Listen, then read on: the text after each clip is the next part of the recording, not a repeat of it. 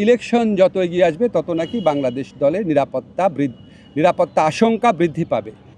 যে ভারতে বাংলাদেশ ক্রিকেট টিমের টি-20 বিশ্বকাপ খেলার কোনো রকম পরিস্থিতি নাই, আর আমরা ক্রিকেট খেলার জন্য বাংলাদেশের নির্বাচন পিছিয়ে দিব, এর চেয়ে উদ্ভট, অবাস্তব, অযৌক্তিক কোনো প্রত্যাশা হতে পারে না। আছে তো যেটাই প্রচার করেন ফুটবলের কথা একটু বলেন। প্রথম কথা হচ্ছে, আমি বাংলাদেশ ফুটবল ফেডারেশনে আসলাম এই অন্তর্বর্তীকালীন সরকার দায়িত্বে আসার পর থেকে আমাদের সাবেক ক্রীড়া ও যুবমন্ত্রী আসিফ মাহমুদ এবং আমাদের বাফুফের প্রেসিডেন্ট তাবিত আওয়াল বাফুফের নেতৃত্বে বাংলাদেশের ফুটবলে অনেক চমকপ্রদ সাফল্য অর্জিত হয়েছে। আপনারা জানেন, আমাদের যে মেয়েদের ফুটবল টিম তারা সাফে চ্যাম্পিয়ন হয়েছে। ছেলেদের ফুটবল টিম বহু বছর পর ভারতকে হারিয়ে পুরা বাংলাদেশে আনন্দের বন্যা বইয়ে দিয়েছে। ওনারা বয়সভিত্তিক অনেক টুর্নামেন্টের আয়োজন করেছেন, ইনফ্রাস্ট্রাকচার ডেভেলপমেন্ট করেছেন, ট্যালেন্ট হান্টের মতো প্রোগ্রাম করেছেন। তো আজকে আমার কাছে ওনাদের কিছু দাবি দেওয়া ছিল। আমি খুব অল্প দিনের জন্য আছি, কিন্তু তারপর আমার কাছে মনে হয়েছে কয়েকটা জিনিস আমরা ওনাদের দাবির সাথে একমত পোষণ করেছি। এটা হচ্ছে ঢাকা স্টেডিয়াম যেটা আছে এটা সম্পূর্ণভাবে ফুটবলকে দিয়ে দেওয়া, আর অন্যান্য যারা স্পোর্টস আছে ক্রিকেট ছাড়া তাদের আয়োজনের প্রয়োজন হলে সেখানে আয়োজন করবে। যদি তারা অন্য কোথাও, ফর এক্সাম্পল পূর্বাচল স্টেডিয়াম বা অন্য কোথাও যদি তারা জায়গা পেয়ে সরে যায়, তখন এটা সম্পূর্ণভাবে ফুটবলের হয়ে যাবে। এছাড়া সিলেট এবং চিটাগাং এটা আপনার ডেডিকেটেড ওয়েতে ফুটবলকে দিয়ে দেওয়ার সিদ্ধান্ত নিয়েছে আমরা।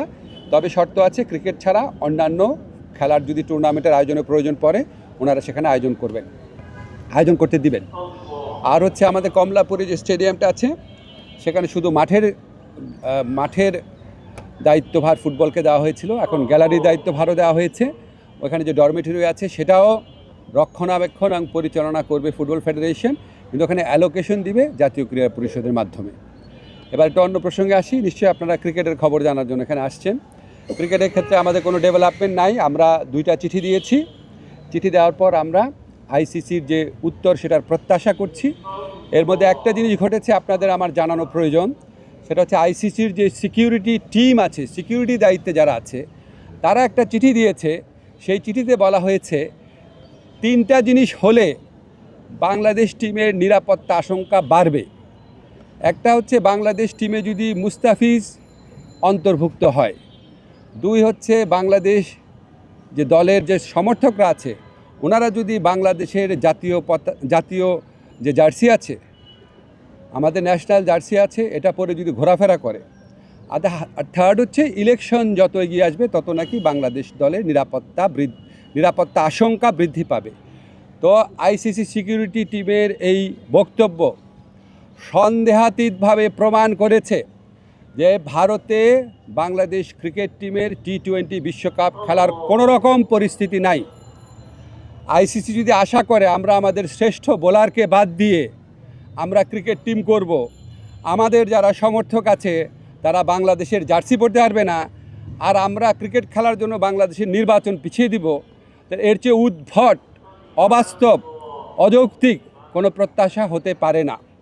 আমরা মনে করি ভারতে যে উগ্র সাম্প্রদায়িক পরিস্থিতি বিরাজ করছে এবং বাংলাদেশ বিদ্বেষী যে পরিবেশ বিরাজ করছে, বিশেষ করে গত 16 মাস ধরে বাংলাদেশ বিদ্বেষী যে অব্যাহত ক্যাম্পেইন চলেছে, এটার প্রেক্ষিতে বাংলাদেশের পক্ষে ভারতে ক্রিকেট খেলা অসম্ভব ব্যাপারে পরিণত হয়েছে।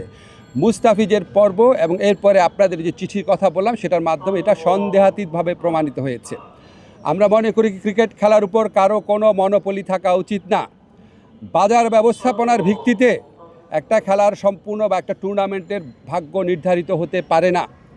আইসিসি যদি সত্যি গ্লোবাল অর্গানাইজেশন হয়ে থাকে, আর আইসিসি যদি ভারতের কথায় উঠে আর না বসে, তাহলে অবশ্যই আমাদের টি-20 বিশ্বকাপে খেলার সুযোগ শ্রীলঙ্কাতে দেওয়া উচিত। এই প্রশ্নে আমরা কোনো রকম নতি স্বীকার করব না। ধন্যবাদ। একটু আপডেট ছিল, আর তো একটু আপডেট হয়ে গেছে।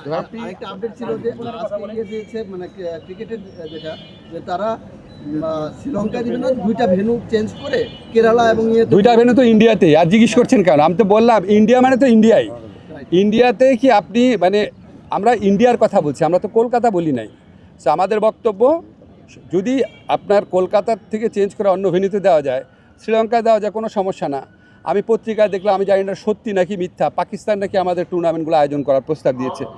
পাকিস্তানে করেন, কোনো সমস্যা নাই। সংযুক্ত আরব আমিরাতে করেন, কোনো সমস্যা নাই। কিন্তু যেখানে আমাদের দলের একটা প্লেয়ারকে খেলার পরিবেশ নাই, এই উগ্র সাম্প্রদায়িক শক্তির কাছে মাথা নত করে ভারতের জাতীয় ক্রিকেট বোর্ড, ন্যাশনাল একটা অথরিটি, তারা যখন বলে তাকে এখানে খেলা না হোক, এর চেয়ে বড় প্রমাণ আর কি আছে আইসিসির সামনে? বুঝলাম না। আর আইসিসি সিকিউরিটি টিমের যে চিঠি আছে, এর তো আমরা একটা সময় চিঠির কপি আপনাদেরকে দিয়ে দিব। এটা তো সন্দেহাতীতভাবে প্রমাণ করে যে আমাদের ওখানে খেলার পরিবেশ নাই, ভারতের কোনো জায়গাতে খেলার পরিবেশ নাই। ধন্যবাদ।